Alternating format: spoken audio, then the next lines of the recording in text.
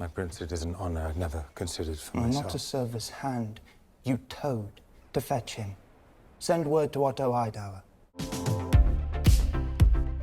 Hey, welcome back to ScreenCrush. I'm Rhaenyra, and these are all the Easter eggs, references, and little things you might have missed in House of the Dragon Season 2, Episode 6. This episode focused on a group too often ignored in Game of Thrones, the common people. It was great to see this conflict from the ground level and actually witness the strength of the small folk. We're going to break this down for you, but first, thank you guys so much for watching us, supporting our channel, and checking out our merch store where we design all the merch ourselves. We have the Team Green and Team Black baseball jerseys, the twins pointing meme, and this RPG shirt where Daenerys decides she's not going to bother to scout ahead for the Iron Fleet. Dany kind of forgot about the Iron Fleet. Guys, we love designing merch for you. The links are below, and let's break this baby down. This week, there is a new scene in the opening tapestry. First, we see soldiers dying, clad in black, representing House Staunton's small garrison. House Staunton was pledged to Rhaenyra. In fact, Simon Staunton is even on her small council. But Rhaenyra has no ground army yet, so these soldiers were just her own personal guard. The white soldier represents a white cloak from the green side. We switch to an injured Sunfire and a dead Meleys. Now, I love these little details. Meleys is covered in arrows from the greens, while Sunfire is covered in scratches. I think Aemon is standing in the middle. After all, he's the only one who made it out of the fight. We can even see Vhagar flying above him. And then we see black ink stretching out towards the opening titles. Remember, in the last episode, this was blood, so the black ink represents the loss for Team Black. We open on the Lannister army, who we have been hearing about for weeks. My lord brother Jason is raising a great army at Castle Rock. Notice that there are lions on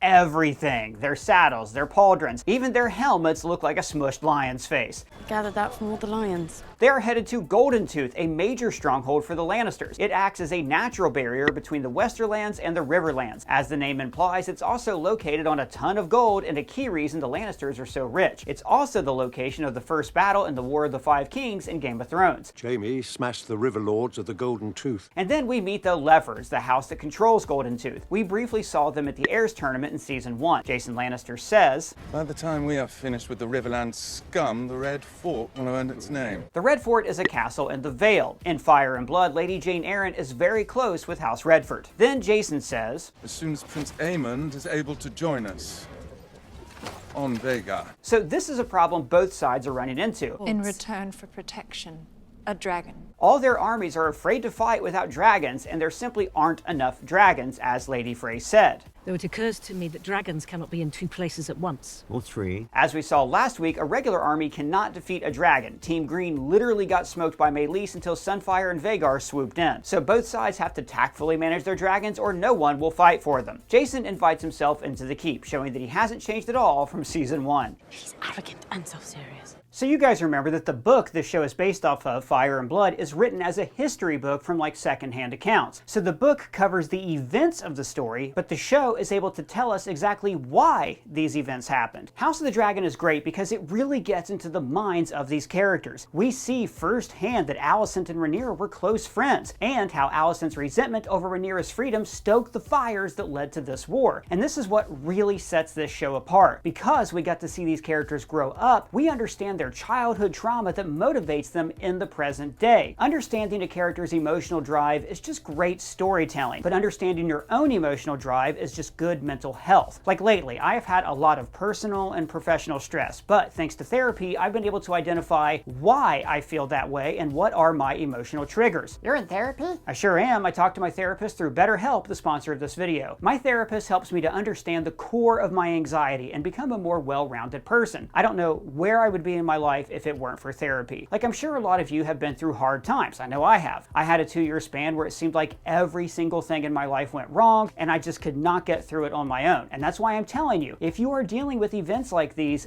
therapy can help. BetterHelp makes it easy to connect you with a licensed therapist who is trained to listen and give you helpful, unbiased advice. To start, use our link in the description and answer a few questions so BetterHelp can match you with the professional that's right for you. You can have your sessions from your phone, computer, phone call, video chat, or messaging, however you feel most comfortable. You'll be matched to a therapist usually within 48 hours so you can get started fast. So let BetterHelp connect you with a therapist who can support you, all from the comfort of your own home. Visit betterhelp.com/ScreenCrush or choose ScreenCrush during sign up to receive a special discount on your first month. I am so glad I did this. It has made a real difference in my life. So back to the House of the Dragon. We cut to Aemon reading the letter from Jason. Notice he says, I am the Prince Regent, not a dog to be called to heel. His entire life, he's been the spare. He's the one that they can send off to fight and trust to do his duty. That is precisely why you must remain, brother.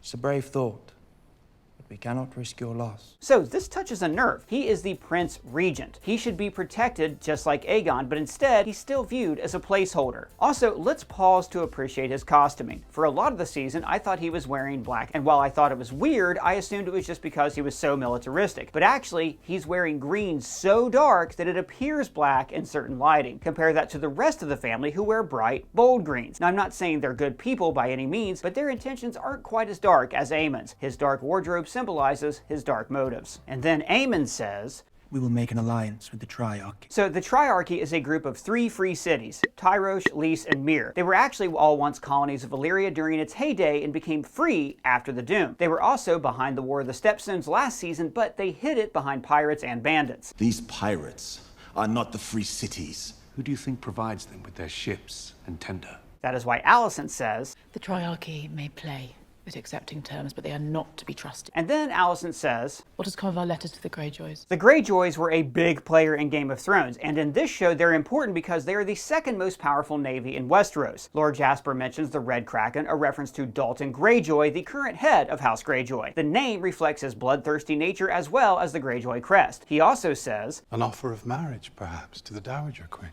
and notice how he looks at Alicent when she says no. He knows her opinion or preference no longer holds water. She was once a powerful member on the council, but she's backed herself into a corner where she serves the same sad purpose of most Westerosi women, a pawn for political alliances. Also, one of the reasons Alicent is so disgusted is because the Greyjoys are really bad to women. Yara Greyjoy was a major exception. Most of the time, women are pushed to the side, if not worse. The Greyjoys have a tradition of salt wives, women who are kidnapped during raids and forced to be concubines. Marrying into the Greyjoys is a rough fate for any woman. Sir Criston says, Your Grace, if Daemon prevails in the Riverlands, I no longer have the numbers to challenge him. and this highlights how Rook's Rest was a hollow victory. Yes, they took the keep, but at what cost? It wasn't strategically important. It was just a stunt on the Blacks, and they lost a good chunk of their army. It also implies that he knows that Aemon intentionally hurt Aegon. Also, notice how Aemon says, My uncle is a challenge I welcome, if he dares face me. earlier in the season, he actually said he was glad that Daemon tried to kill him. In truth, I am proud that he considers me such a foe. This shows Aemon's arrogance. Daemon wasn't scared of him. He just wanted revenge for Lucerys. Then Alicent is kicked off the council. Never thought the leopards would eat my face. And this scene tells us a lot about Aemon's mommy issues. Alicent was never a real mother figure for him. She was emotionally distant and cold, so he sought motherly love in the form of a prostitute, and that has fundamentally shaped how he views love. It's completely transactional, so when Alicent no longer has any use for him, she is immediately kicked out. We cut to Dragonstone. Rhaenyra walks in, and I love her outfit details. Her belt shows 2 dragons breathing fire, and then on her lapels, there's embroidered smoke identical to the smoke on the opening tapestry. Awesome. You can also say these 2 dragons represent the dragons of Team Green and Team Black. They bring in Sir Darkland, who accompanied Rhaenyra on her secret visit to King's Landing. Rhaenyra says, Your grandmother's grandmother, Arianna, was born a Targaryen princess. Now, I could not find any reference to Arianna Targaryen in the books, but Fire and Blood details the Targaryen dynasty from Aegon the Conqueror on. The Targaryens are an ancient family. Their lineage goes back way further than that. In fact, the Targaryens lived on Dragonstone for 112 years before Aegon's conquest, and we know that they traded with Westeros. From that time, we don't have the entire family tree, only the rulers. So yes, it is entirely possible that there was a Targaryen sister who was married to a Darkland. Lord Darkland says, I well understand the risk, and I accept it with gladness. I swore to ward my queen with all my strength and to give my blood for hers. Some of this definitely has to do with his loyalty to Rhaenyra, don't get me wrong. But remember, his house fell to the Greens and they murdered his father. Many Darkling men declared for Aegon. Those who refused were put to the sword. What of my father? He kept his oath. Cole took his head for it. He's also got skin in the game. We cut to Daemon's Scooby-Doo arc over Harrenhal, and he is haunted.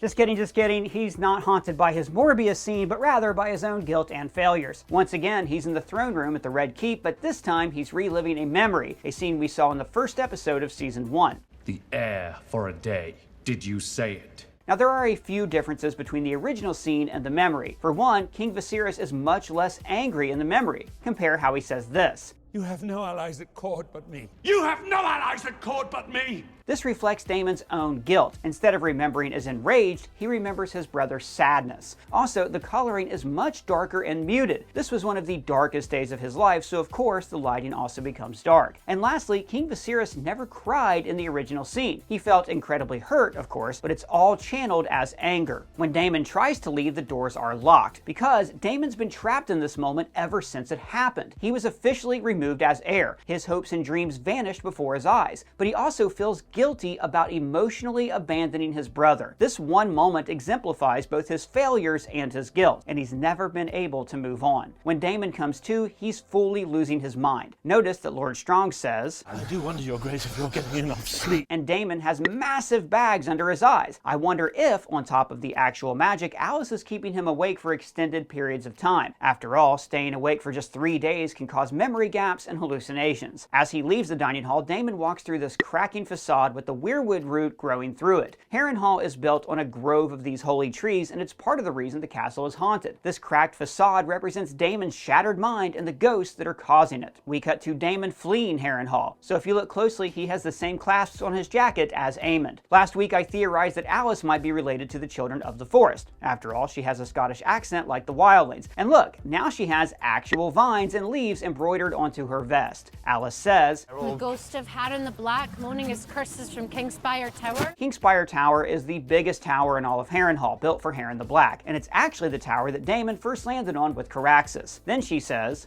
"When something does not please you, you run," which echoes what Rhaenyra said in Daemon's first hallucination. "Always coming and going, aren't you? And I have to clean up afterwards." We also get a game metaphor, which, as you guys know, is my favorite thing. "You are not the player, but a piece on the board." On top of just being a nice little reference to the title, it also reflects the predetermined nature of Game of Thrones. People are acting with free will, but the future is already prophesized, and there's very little they can do to change it. After all, we know how this story ends. "You are my queen, now and always."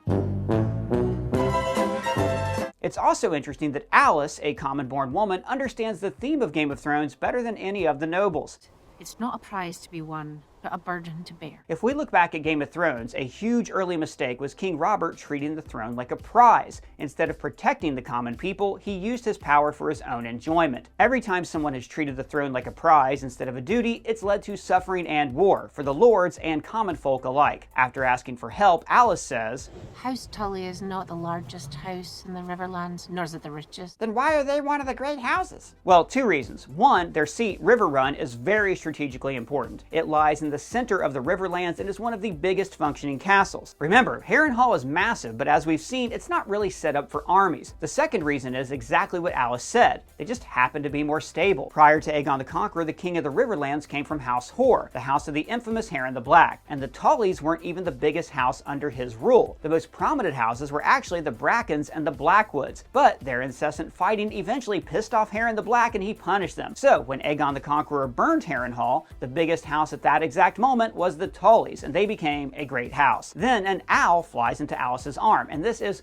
perfect symbolism. Owls mean very different things across cultures. In some cultures, they represent death and doom. In other cultures, they represent wisdom and victory. It's not really clear at this point where Alice falls. Is she a good guy? Is she a bad guy? Is she neither? So an owl is the perfect animal to represent her. If it's a good symbol or a bad symbol depends entirely on who you are and what you believe. She even says, "In 3 days' time, the winds will shift." And later it's implied that she killed Lord Tully. Our own healer, Alice Rivers, volunteered her renowned skills. She plied her craft, but there was not more to be done. This just makes the owl even more fitting. She literally brought death, but she also gave a victory to Team Black. We go back to Dragonstone. Now before we even get into this scene, let's talk about Rhaenyra's hair. At the end of season 1, her hair was down and free flowing, but now it's in one of its most complicated braids yet. In Game of Thrones, Daenerys' hair represented how well she was doing. At her lowest point, her hair was loose. Think about season 1 when she was under the control of her brother, or when she was a prisoner of the Khalasar. Compare that to the intricate braids braid of season 8. She may have been crazy, but she was at a high point power-wise. After all, she sat on the Iron Throne. I think House of the Dragon is using hair in the same way. In season 1, Rhaenyra was more naive and less tested. She started from a place of disadvantage because she was on Dragonstone instead of in King's Landing. But now she's hardened and actually forming a game plan to take down the Greens, and her complicated braid reflects that. Person, why are they storing dragons in a big cave? Well, it's not a cave. It's actually a volcano. Unlike the Dragon Pit, which was built especially to house dragons, the Dragonmont is just a good environment for dragons that the Targaryens built a stone plank into. It's also a rich source of dragon glass, which was really important in Game of Thrones. When Sir Darkland tries to get close to sea smoke, he's set on fire. And this actually does a great job of exemplifying how differently people think than dragons. The Targaryens supposedly understand their dragons, but they're still stuck in their Westerosi mindset. They instantly search for noble blood instead of closer bastard blood. Dragons, on the other hand, don't give a shit about titles. They just want that strong dragon lord lineage. We cut to Driftmark, and I love the foreshadowing of Alan's turban. As soon as I saw it, I knew he was hiding silver hair. Corlys invites Alan to his side, but he's not thrilled about it. But why not? Well, because he's smart. For one, right now, the families are at war. That's a lot to get involved in. Secondly, bastards have it rough, whether or not they're legitimized. I mean, look at Jacaerys and Lucerys. If you're a bastard, you're in constant danger of people trying to oust you. No one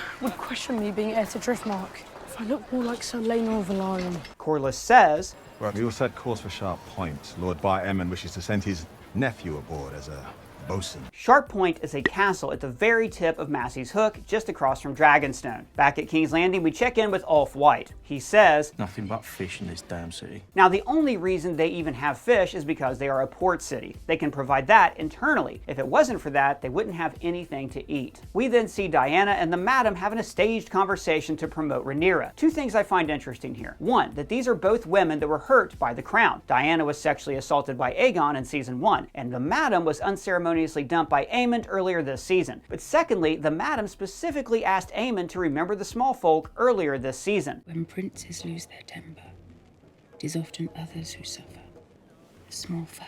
She warned him, and now that he's forgotten, she is getting her revenge. Ulf says, King Viserys loved his feasts and his wine, but never while our small folk went without. Which mirrors what Mysaria said earlier this season. They whispered to each other that when Viserys lived, there was peace. So I want to point out that there is a risk here. Mysaria could very well stir up discontent for all the royals and not just for the Greens. We cut back to Dragonstone, where Rhaenyra is hounded by a member of her own small council. Now, this is Lord Celtigar. The Celtigars control Claw Point, another island in the Narrow Sea. But more importantly, they also have the blood of old Valyria in their veins. That might explain why Lord Celtigar is so bold with Rhaenyra. He may think that his Valyrian blood grants him more goodwill. And I just loved when Rhaenyra finally slapped him. After weeks off being around by her council, she is finally taking back control. And that's why Team Black gets some victories in this episode. We switch to her testing weapons. All season she's been worried about her lack of combat training, and we see that here. When she lifts the sword up, she looks badass for a second, but then she petulantly drops it like a little kid playing dress up. She knows that she is playing at soldier. It's also why she puts it down embarrassedly when Mysaria points it out. This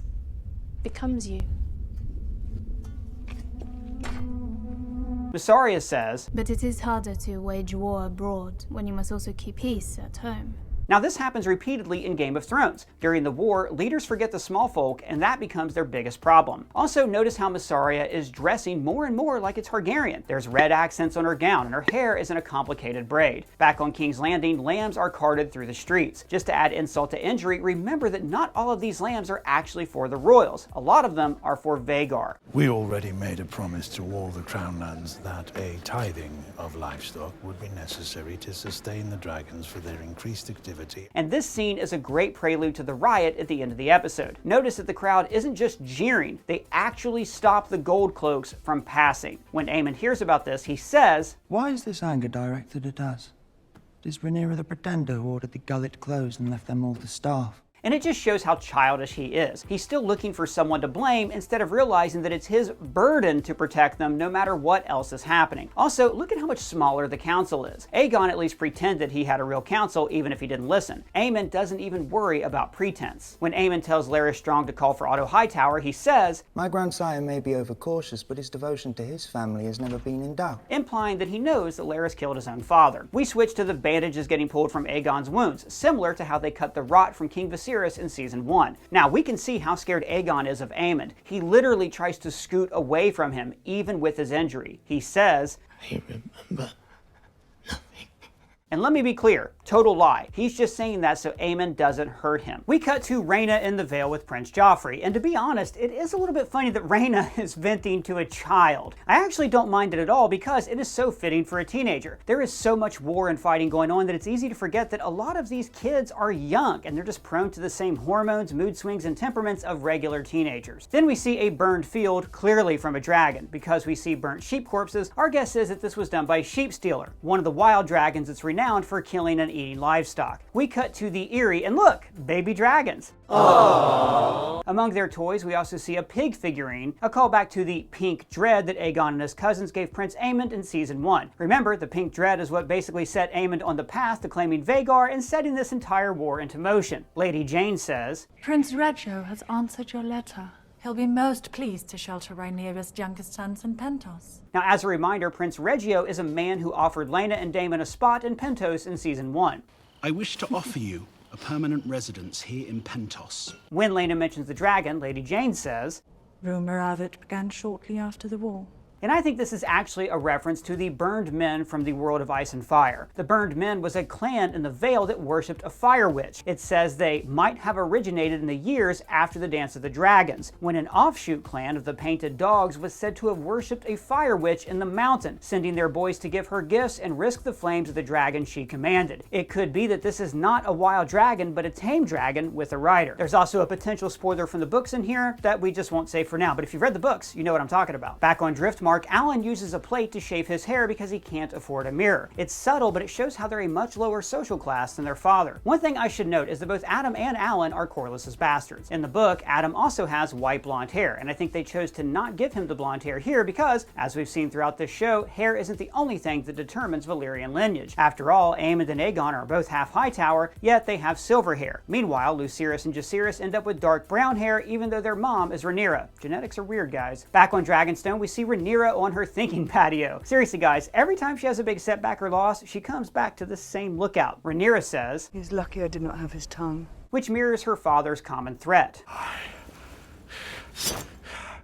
Will have your tongue for that. When Jacaerys brings up Daemon, she says, May I be free for even 1 hour of the constant refrain of Daemon, Daemon, Daemon. Now, this isn't about this exact moment. It's about her whole life. As a child, she took Daemon's spot as heir. As a teenager, there were well-founded rumors about her and her uncle. Then there were the rumors that they killed Laenor. And now her rule is constantly plagued with questions about him. Even though she's the queen, she's still in his shadow. And then Rhaenyra's food ships arrive at King's Landing. It is so poignant that the first people to see the food are the lowest social class, the ones who literally have to dig in the sand for food. This is as close as she could possibly get to handing out food in Flea Bottom. Back on Dragonstone, Alicent is stuck in more domestic pursuits, mainly watching over her son. Not to say that it's a bad thing that she's with him, but would she still be there if she was on the council? Questionable. What would you have me do, Mother? Do simply what is needed of you. Nothing. Grand Maester Orwyle says, His Grace sleeps 9 hours of every 10. Which is almost a direct quote from the books. The book says, Maesters attended him with potions and milk of the poppy, but Aegon slept 9 hours out of every 10. Alicent says, And what will he be if he lives? Which is a reference to Larys's point. If he lives, he'll be crippled. Orwyle says, House Beesbury has raised arms against the Hightower host. Retribution for their lord's demise. Lord Beesbury was killed by Sir Criston Cole in the night of the King Viserys' death. It's actually ironic that the man now leading the ground campaign made a reckless decision that might cost the Greens the Reach. As a reminder, the Reach is very important to the war. For one, the seat of House Hightower, Old Town, is in the Reach. It is a bad look if your own region won't support you. Secondly, the Reach is the most fertile place in all of Westeros. The Greens are already struggling with food distribution. If they lose the Reach, the problem will only get worse. Alicent says that she's sorry, and I don't think that she's apologizing for his current injuries. She's apologizing that she pushed him to take the throne. In Season 1, she told Aegon that he would be killed if he didn't take the throne. If Rhaenyra comes into power, your very life could be forfeit. but now she realized that she was just brainwashed by her father. Aegon didn't even want the throne. If she'd let him step aside, he would have never gotten these injuries. Then we get this long shot of Alicent in the Red Keep, highlighting just how alone she truly is. She raised two sons, one who ousted her father and the other who ousted her. On top of that, she's basically orchestrated her own downfall. By saying Rhaenyra couldn't be queen because she was a woman, she gave the men around her a good excuse to push her out of power. And now she has no one by her side. We cut to her in the courtyard and notice her hair is fully up again. This is the hairstyle she wore when she served as Queen Regent. Ever since her sons took over, she's literally let her hair down. But now she's put it up again, possibly to look more serious and gain more respect. Also, as she talks to her brother, she keeps looking back at Sir Criston Cole. It used to be that his eyes just followed her. It was literally his job to watch and protect her, but now he doesn't even notice her. Alicent says, I often wonder what life could have been if he had brought you to court instead. And that's a big theme of this episode. The characters are all imagining different futures. Alicent wonders what would have happened if she stayed in Old Town. Daemon wonders what life would have been like if he hadn't said heir for a day. Even the small folk wonder what it would be like if Rhaenyra was queen. And his rightful heir denied her seat. Well, no use wondering what might have been. Alicent asks, My son Daemon, what's he like? Now, I always thought it was weird that they literally never mentioned Daemon in season 1 and then bring him up in season 2. But this is the explanation. She is emotionally distant from all of her kids, but the added physical distance with Daemon means that she literally knows nothing about him. Now, I've said it before and I'm going to say it again. This is Dragon Succession. This scene reminded me so much of this scene between Shiv and Kendall. I don't think I'm a very good father. You are. You've tried. That's all we can do. Was it the court? Was it their mother? I'm sure you did your best. Alicent says, I shall pray to the warrior for your safe return. The warrior is one of the faces of the Seven, and he protects people in battle and in war. And we cut to Hugh Hammer, and I love the detail of him scratching the dog's ears. It shows that he has a soft side. He comforts a stray that most would ignore, and that's in great contrast to his behavior during the food riot. Hugh Hammer is not a naturally mean man. He's a desperate man who is acting violent to protect himself and his family. Also, notice how this guy says, She thinks of us even now! Just gotta say, Massaria is the PR agent of the century. Just a few weeks ago, everyone hated Rhaenyra for killing Jaehaerys, and now they're exalting her kindness. We cut to Helaena and Alicent in the Sept. Now, the Sept has always been a refuge for Alicent. It's where she could go to be alone and feel safe, much like the gods would for Sansa in Game of Thrones. Will you pardon me, my lord? I'd like to visit the Godswood. I don't pray anymore. It's the only place I can go where people don't talk to me. We saw that peace broken by Rhaenyra in episode 3, but now any safety she felt at the Sept is shattered. There is nowhere safe for them in the city any longer. A commoner screams, "'Tis the Queen of Fishes!" a reference to the fact that no food is coming in because of the blockade. Alicent tries to stop her knights before they cut off a man's hand, but it's too late. The temperatures are running too high. Earlier this season, Lord Strong said, Sin begets sin. That was true of the war, but it's also true here. This riot didn't come out of nowhere. The small folk are starving, and starving your own people, intentionally or not, is a passive act of violence. The commoners are responding to that violence with their own violence, which makes Alicent's own Kingsguard respond with violence in turn, and so on and so on. It's a cycle that does not end. It's the proverbial wheel from Game of Thrones. They're all just spokes on a wheel. This one's on top, then that one's on top, and on it spins, crushing those on the ground. Now, I love that Alicent instinctively protects Helaena. Alicent isn't a good mother. She knows that. But she does care about her children, particularly her daughter. It's a nice juxtaposition. When she gets into her carriage, she has a cut on her arm, and coincidentally, it's the same place where she cut Rhaenyra in season 1. Also, when they pan out, you can see that this is the same place that Helaena and Alicent last dealt with rambunctious crowds, because this was the route of Prince Jaehaerys' procession. The tide has turned so much for them in the last 4 episodes. We cut to inside of the Red Keep, and one thing that I noticed is that the men in this family always lose their eyes. Viserys' eye rotted out of his head. Aemon's eye was cut out, and now Aegon cannot open his eye. Lord Larys said, My foot, so twisted that my father named it sorcery, accusing a member of our household of casting malign spells. Now, in the book, Alice Rivers has been in Harrenhal a very long time. No one even knows how old she is. So, who knows? Maybe she had something to do with this. He also says, And they will underestimate you. Which was his game plan for the entire series. He knew no one saw him as sneaky and conniving because they pitied him. He would even play up his disability sometimes to manipulate people more easily, such as convincing Aegon not to fly out to war. Another is that his grace was outwitted by his counsellors and persuaded to fly to war. So the Queen Alicent may reign in his absence. And I think he's doing that even now. He's using his disability to relate to Aegon to stay on his good side. That way, he can help Aegon get back on the throne and regain his status in court. Back at Harrenhal, Daemon has another vision, this time not of a memory, but of an event he wasn't there for, Viserys grieving Aemma. Daemon wasn't by his side that night, and it's something he deeply, deeply regrets. Alice is giving him a chance to redo this moment, well, at least in his head. And now he can finally move on. He's no longer trapped in the throne room. When he wakes up, he finds out Lord Grover is dead. Our own healer, Alice Rivers, volunteered her renowned skills. Now in the book, Lord Grover was sexist. He would never side with Rhaenyra, but his grandson is more open-minded. So now the Riverlands could actually side with her. We cut to Dragonstone, where Rhaenyra is bemoaning her position. Mysaria says, "He has ever done what suits Daemon," which mirrors what Rhaenyra said to Daemon earlier this season. He could not trust you any more than I can trust you. She also says this, "He was everything I wanted to be, and I was what he wanted." And this is important to understand their entire relationship. They were brought together by admiration and desire. Now, while that's a powerful attraction, that isn't the basis of a relationship. I think they truly love each other, but they don't have a foundation of respect. That's why Daemon feels free to go behind her back, like with the murder of Jaehaerys, as well as just leave. He doesn't fully respect her, but, like she says, "We were halves of a whole."